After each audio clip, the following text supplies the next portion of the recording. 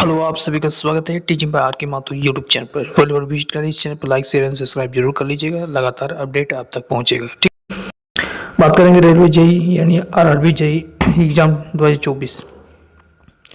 जो भी RRB JE का एग्ज़ाम का तैयारी कर रहे हैं उसके लिए खास है, क्योंकि इसमें CBT 1 में हम लोग साइंस एंड इंजीनियरिंग से जो क्वेश्चन 35 क्वेश्चन पूछे जाएंगे उसके बारे में हम लोग डिस्कस करेंगे। मॉक टेस्ट ये 1 है, लगातार मॉक टेस्ट आपको मिलते रहेगा आपके एग्ज़ाम तक।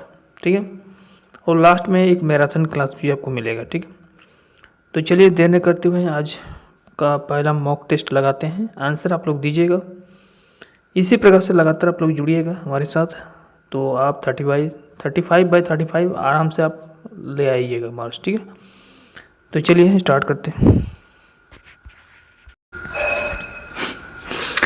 चलिए, पहला क्वेश्चन है कि विद्युत का सबसे अच्छा चालक कौन सा है। तो इलेक्ट्रिसिटी का जो गुड कंडक्टर होता है, ऑप्शन है कॉपर है, सिल्वर है, एल्युमिनियम है और आयरन है। तो इलेक्ट्रिसिटी का जो गुड कंडक्टर होगा वो होगा चांदी। ठीक है, हिंदी में, इंग्लिश में इसको बोलते हैं सिल्वर।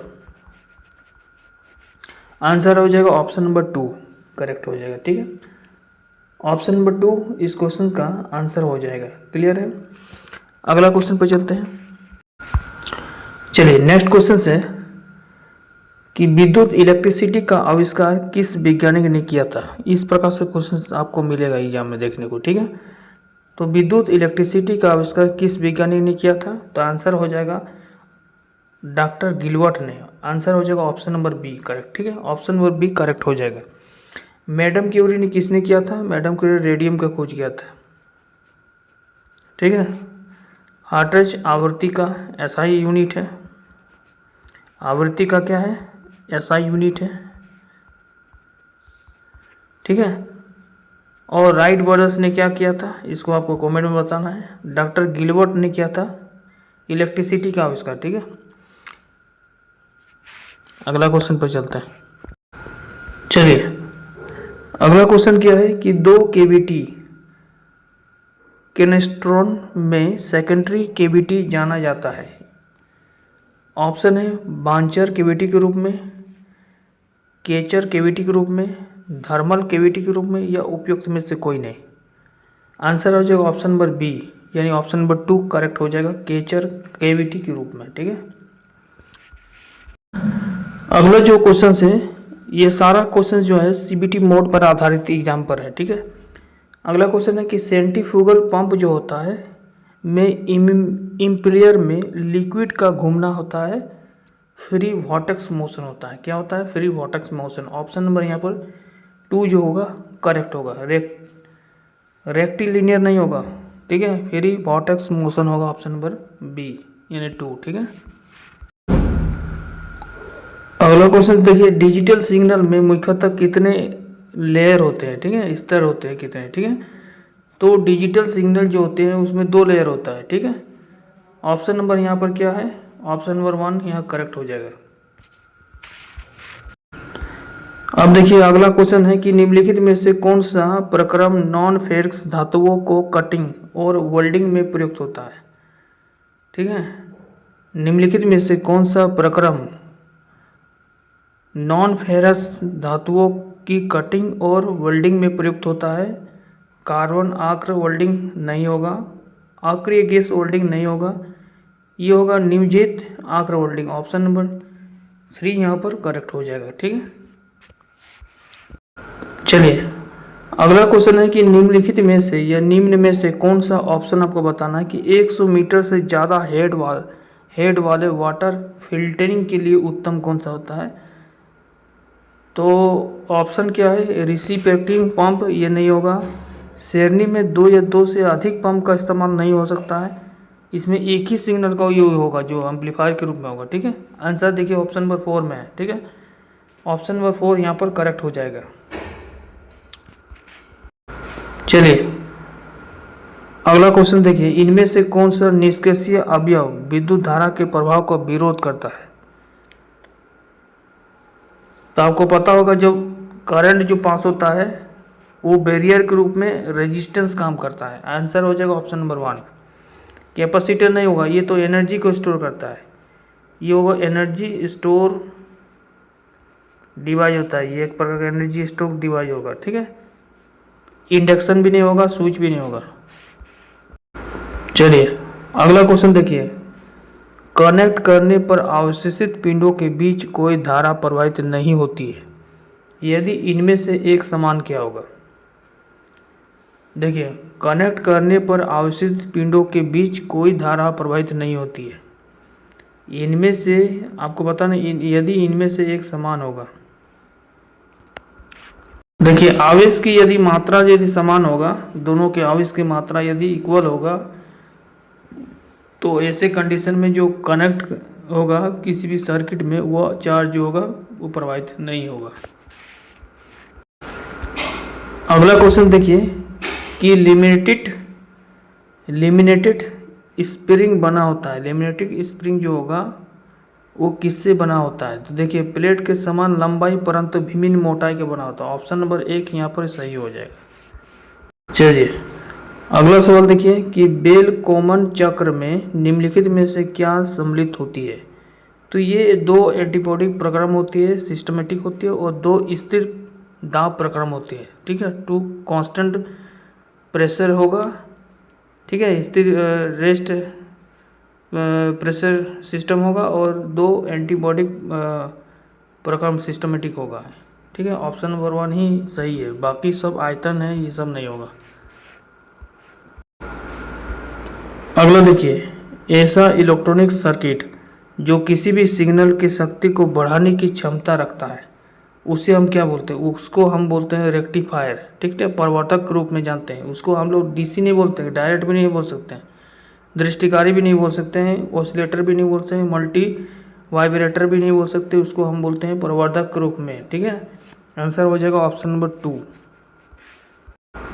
अब देखिए क्वेश्चन इस प्रकार से क्वेश्चन पूछा जाता है कि सिलिकॉन कंट्रोल रेक्टिफायर, जिसको SCR कहते हैं, ठीक है, में धारा का वह मान जिससे कम पर वह युक्ति खुला परिपथ प्रदर्शित करता है, यानी ओपन सर्किट प्रदर्शित करता है, उसको हम क्या कहते हैं। उसको तो सबसे पहले होल्डिंग कहते हैं, उसको हम क्या बोलते हैं, होल्डिंग करंट बोलते हैं, और दूसरा बोलेंगे तो लेचिंग करंट, लेचिंग करंट, यानी होल्डिंग करंट भी होगा और लेचिंग करंट भी होगा, फॉरवर्ड करंट नहीं होगा। ऑप्शन नंबर यहाँ पर क्या होगा, ए और बी दोनों हो जाएगा, both A and B are correct.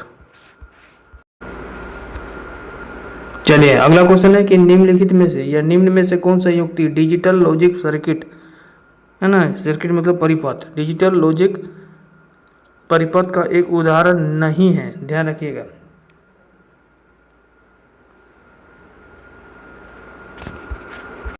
ठीक है, तो देखिए यौगिक तो है, डिकोडर और मल्टीप्लेक्सर भी है, बाकी रेक्टिफायर जो होता है वो चेंज नहीं करता है। लॉजिकल सर्किट हम लोग पढ़े होंगे ना, लॉजिकल सर्किट में उसमें विभिन्न प्रकार का लॉजिक सर्किट आता है, डिजिटल लॉजिक सर्किट, ठीक है, एनालॉग डिजिटल इस प्रकार से होता है, तो रेक्टिफायर यहाँ पर नहीं होगा।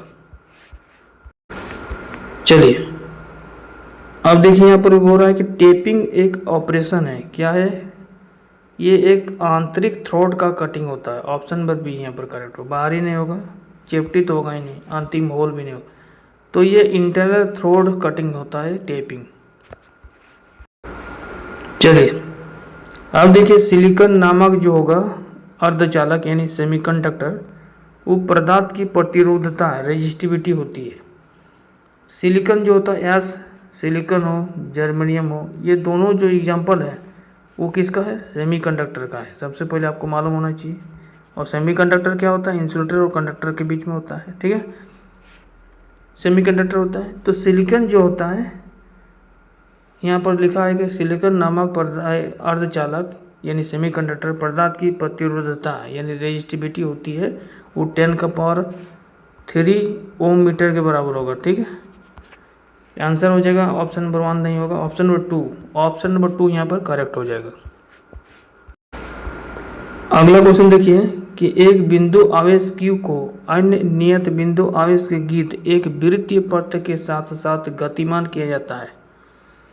किया गया कार्य जो होगा तब शून्य होगा जब सभी स्थिति पर हो, नहीं, यदि Q प्रारंभिक बिंदु पर लौट आए, ऑप्शन नंबर यहाँ पर बी करेक्ट होगा। 1 मिनट, देखिए यहाँ पर क्या लिखा है, एक बिंदु आवेश Q को अन्य नियत बिंदु आवेश के गिर्द एक वृत्तीय है, इस प्रकार से वृत्तीय केंद्र पर गतिमान हो, ये सेंटीमीटर फोर्स वाला बात है। किया गया कार्य तब शून्य होगा जब सभी स्थिति पर हो, ऑप्शन नंबर ए यहाँ पर करेक्ट होगा, 2 नहीं होगा। ठीक है, चलिए अगला देखिए, क्लास ए एम्पलीफायर्स का प्रयोग होता है। ये फेज का व्युत्पत्ति नहीं होगा, उच्च वोल्टेज गण नहीं होगा, डीसी वोल्टेज होगा, इन्हें निम्न आवृत्ति की आवश्यकता, ऑप्शन नंबर ए। अगला क्वेश्चन देखिए कि कार्बन प्रतिरोध को बनाने के लिए निम्न में से कार्बन के किस रूप का प्रयोग किया जाता है? तो डायमंड का होता है, डायमंड का तो होगा ही नहीं, कोयला नहीं होगा। कार्बन प्रतिरोध को बनाने के लिए कार्बन के किस रूप को? तो ग्रेफाइट हो जाएगा, ऑप्शन नंबर 3 जो है करेक्ट होगा। ठीक है, अगला देखिए कि वह सिग्नल जो वोल्टेज अथवा धारा के आयाम में यानी एम्पलीट्यूड में परिवर्तन करने को समय के साथ नियंत्रण दर्शाता है, उसको हम लोग क्या कहते हैं? वह डिजिटल सिग्नल क्या था कि वह सिग्नल जो वोल्टेज अथवा धारा के आयाम में परिवर्तन को समय के साथ नियंत्रण दर्शाता है, उसे हम एनालॉग कहते हैं। ठीक है, एनालॉग कहते हैं। ठीक है, एनालॉग सिग्नल कहते हैं, ऑप्शन नंबर यहाँ पर 2 करेक्ट होगा। अगला देखिए, इलेक्ट्रॉनिक्स के संदर्भ में अवयवों के मध्य सहसंयुक्त करने की विधि को क्या कहते हैं? उसको सोल्डर कहते हैं। ए और बी नहीं मारिएगा, ठीक है, सोल्डर कहते हैं, सोल्डरन जिसको बोलते हैं। अब देखिए अगला क्वेश्चन है कि नियत पावर सप्लाई के प्रयोग में इनमें से क्या लाभ नहीं होता है? तो देखिए एसी वोल्टेज का में वृद्धि,